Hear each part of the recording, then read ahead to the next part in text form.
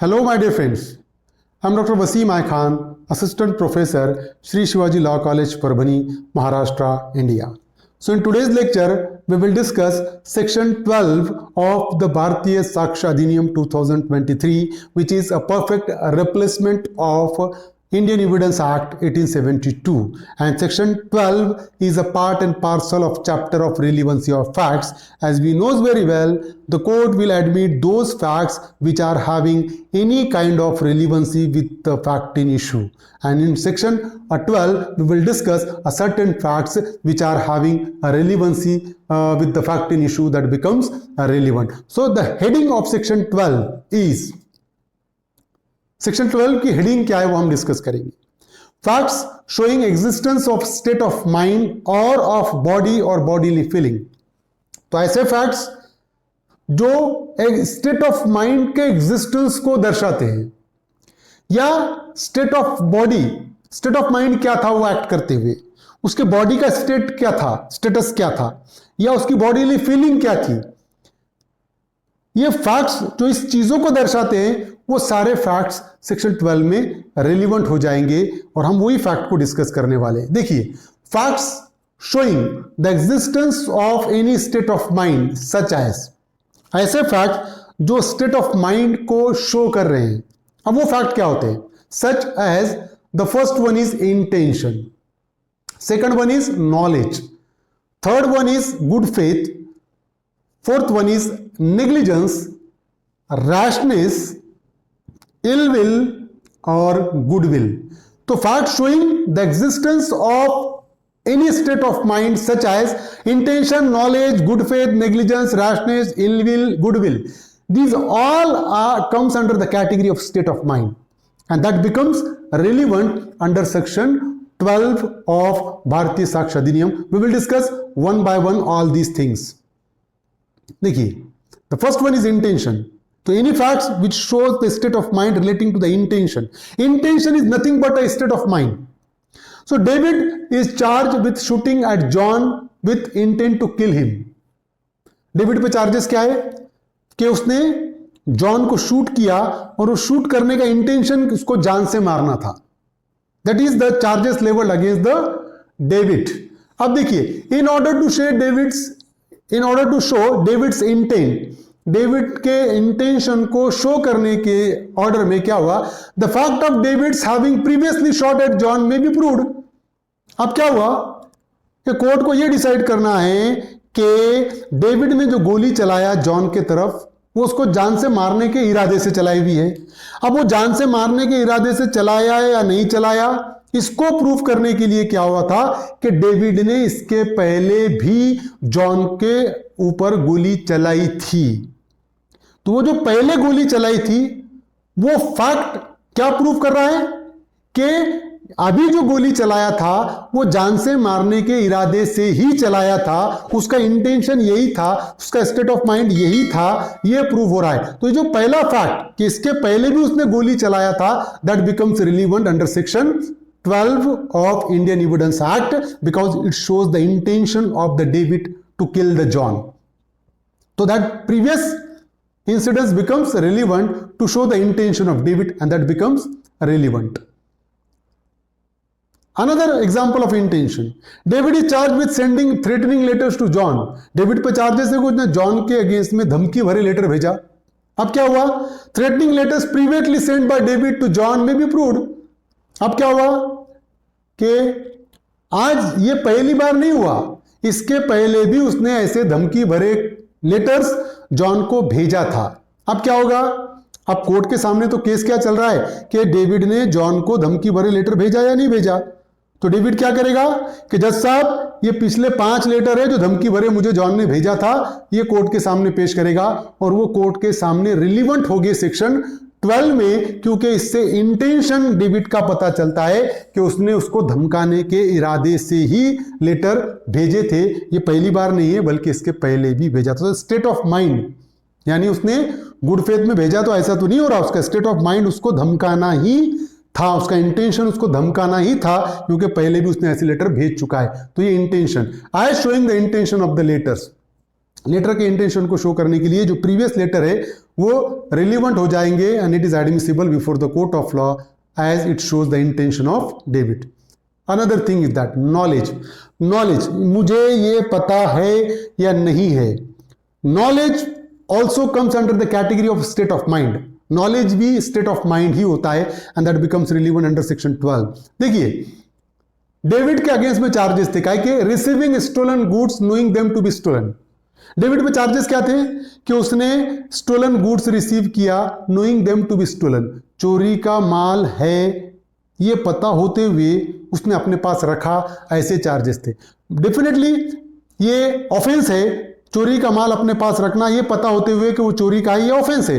तो चार्जेस तो डेविड पे ऐसे थे। अब क्या हुआ कि डेविड के पास से पोजीशन में से और ये तीन चीजें जो इमेजेस दिख रहे हैं ये भी चोरी का माल डेविड के पास से मिला। डेफिनेटली क्या होगा कि इससे ये पता चल रहा है कि it shows that he has knowledge about stolen character of goods, यानी और कुछ चोरी के माल डेविड के पास से रिकवर हुए, ये बताते हैं कि डेविड को नॉलेज था इस चोरी के माल का। मतलब डेविड ने ये पता होते हुए भी कि वो चोरी का है अपने पास रखा। तो ये जो पिछले जो चीजें रिकवर हुई है डेविड के पास से वो रिलीवेंट हो जाएंगे because it shows that he has knowledge about stolen character of goods and that's why that becomes relevant. Another thing is that, देखिए और एक नॉलेज का एग्जांपल है कि यहां पर हुआ क्या कि ये जो पर्सन है ए ने सूट फाइल किया बी के अगेंस्ट में, काय के लिए? Damage done by ferocious dog. जो बी का कुत्ता था उसने ए को काटा और उसके चलते ए ने बी के अगेंस्ट में सूट फाइल कर दिया कि भाई तेरे कुत्ते ने काटा, तूने उसका ठीक से ध्यान नहीं रखा, इसलिए डैमेजेस के लिए तू लायबल है। और अब बात ध्यान में रखिए कि वो कुत्ता पागल है ऐसा उसका कहना था। अब डॉग हैज प्रीवियसली बिटन, कुत्ते ने इसके पहले भी किसको किसको काटा। देखिए यहां पर कुत्ते ने इन तीन लोगों को पहले भी काट चुका है, XYZ को, और इसका पता था बी को, फिर भी बी ने कुत्ते को खुला छोड़ा। मतलब क्या हो गया कि 3 बार ऑलरेडी 3 लोगों को काट चुका है। इसका मतलब बी को यह पता था कि उसका कुत्ता पागल हो चुका है, फिर भी उसने उसको खुला छोड़ा। नॉलेज था ना बी को, तो ये कह सकता है कि मेरे को ही नहीं काटा भाई, XYZ को भी काटा। तो XYZ को जो काटा वो जो फैक्ट है वो यहां पर रिलीवेंट हो जाएगा ये प्रूफ करने के लिए कि बी को नॉलेज था कि उसका कुत्ता पागल हो चुका है। एंड सेक्शन 12 में that becomes relevant. Good faith और एक एग्जांपल है गुड फेथ वाला कि जो भी रिलीवेंट हो जाएगा, स्टेट ऑफ माइंड ही होता है गुड फेथ, कि मैंने ये गुड फेथ में किया, ऐसा होता है ना। अब देखिए, David filed suit against John for fraudulently representing him that Roberts was solvent. अब डेविड ने सूट फाइल किया जॉन के अगेंस्ट में और उसका कहना क्या था डेविड का कि भाई उसने फ्रॉडुलेंटली रिप्रेजेंट किया कि रॉबर्ट सॉल्वेंट है, भाई उसके पास सफिशिएंट इनकम है, सफिशिएंट पैसा है, वो दिवालिया नहीं है। यानी ये डेविड ने जॉन के अगेंस्ट में सूट फाइल है। जॉन ने क्या कहा कि नहीं भाई रॉबर्ट बहुत अमीर आदमी है, और डेविड का यह कहना था कि फ्रॉडुलेंटली रिप्रेजेंट किया क्योंकि रॉबर्ट तो क्या है, इंसॉल्वेंट है। अब जॉन के अगेंस्ट में तो सूट फाइल हो गया ना कि जॉन ने फ्रॉडुलेंटली रिप्रेजेंट किया कि रॉबर्ट सॉल्वेंट है। अब यहां पर जो सिचुएशन बनेगी whereby David being induced to trust Robert who was insolvent suffered a loss। जैसा जॉन ने बोला कि रॉबर्ट बहुत अमीर आदमी है, डेविड ने उस पर भरोसा किया और भरोसा करने के बाद वो फंस गया क्योंकि रॉबर्ट इंसॉल्वेंट था।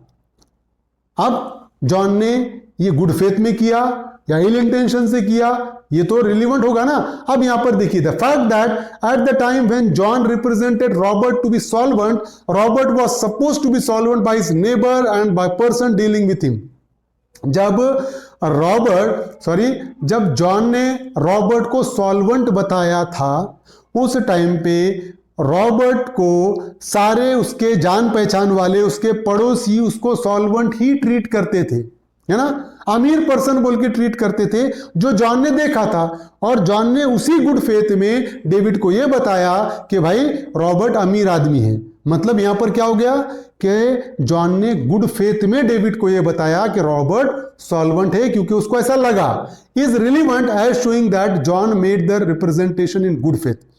तो ये जो वो कहेगा दैट बिकम्स रेलिवेंट, क्योंकि सीधा सीधा जॉन ये कहेगा कि भाई उसके रॉबर्ट के जो पड़ोसी है, जो जान पहचान वाले सब उसको अमीर समझते थे, इसलिए मैंने भी अमीर समझा और मैंने तुमको रिप्रेजेंट किया। मेरा कोई तुमको फंसाने का इरादा नहीं था, मैंने गुड फेथ में किया। तो ये गुड फेथ प्रूव करने के लिए that statement becomes relevant under section 12। Next one is negligence. David sues John for negligence in providing him with a carriage for hire not reasonably fit for use, whereby David was injured. David ने John के against में suit file किया। उसने ये कहा कि जो carriage उसने मुझे प्रोवाइड किया है वो रीजनेबली फिट नहीं था उस पर्पस के लिए, और जिसके वजह से वो डेविड को इंजरी हो गई। बात ध्यान में रखिए। अब यहां पर ऐसा हुआ, the fact that John's attention was drawn on another occasion to the defect of that particular carriage is relevant. अब बात ध्यान में रखिए, सूट क्या है? डेविड का कहना यह है कि जॉन ने नेग्लिजेंटली जो कैरेज था वो मुझे प्रोवाइड किया और जो फिट नहीं था, जिसकी वजह से मुझे इंजरी हो गई। अब दूसरा फैक्ट क्या था? The fact that John's attention was drawn on another occasion. John का अटेंशन एक अदर ओकेजन पे ड्रॉन किया गया था, उसको अटेंशन दिलाया गया था, उसका ध्यान उस पर खींचा गया था कि भाई ये कैरेज में ये पर्टिकुलर डिफेक्ट है। फिर भी जॉन ने वो डिफेक्ट को ठीक नहीं किया। समझ रहे हो? तो that fact becomes relevant under section 12 to prove that the John was negligent. तो स्टेट ऑफ माइंड क्या थी? जॉन नेग्लिजेंट था, ये प्रूव करने के लिए ये काफी है, and that becomes relevant under section 12. Next one is rashness. The question is whether David has been guilty of cruelty towards Julia, his wife. Question क्या है कि जो डेविड ने जूलिया को क्रूअल बिहेवियर से ट्रीट किया है या नहीं किया है, क्रूअल्टी किया है या नहीं किया है, उस पर अत्याचार किया है या नहीं किया है। Expression of their feeling towards each other shortly before और after the alleged cruelty are relevant facts. दो एक दूसरे के प्रति जो उनकी फीलिंग्स थी, है ना, कब? सून बिफोर और after the cruelty, that becomes relevant. Cruelty के पहले और बाद की जो भी फीलिंग एक दूसरे के प्रति है वो रिलीवेंट हो जाएगी। वो प्रूव करने के लिए उसका बिहेवियर रैश था या नहीं था, that becomes relevant. For example, उसके पहले की फीलिंग केवल अभी नहीं, इसके पहले भी बहुत क्रूअल्टी से बिहेव करता था या बाद में भी क्रूअल्टी से बिहेव कर रहा है, दैट बिकम्स रिलीवेंट। या उसके पड़ोसी ये कह रहे हैं कि नहीं, अभी तक डेविड ने जूलिया को कभी ऊंची आवाज में बात भी नहीं किया, ये भी रिलीवेंट हो जाएंगे, क्योंकि इससे ये प्रूव हो रहा है कि क्रूअल बिहेवियर नहीं था। तो रैशनेस से ये रिलीवेंट हो जाएगा। Next one is ill will.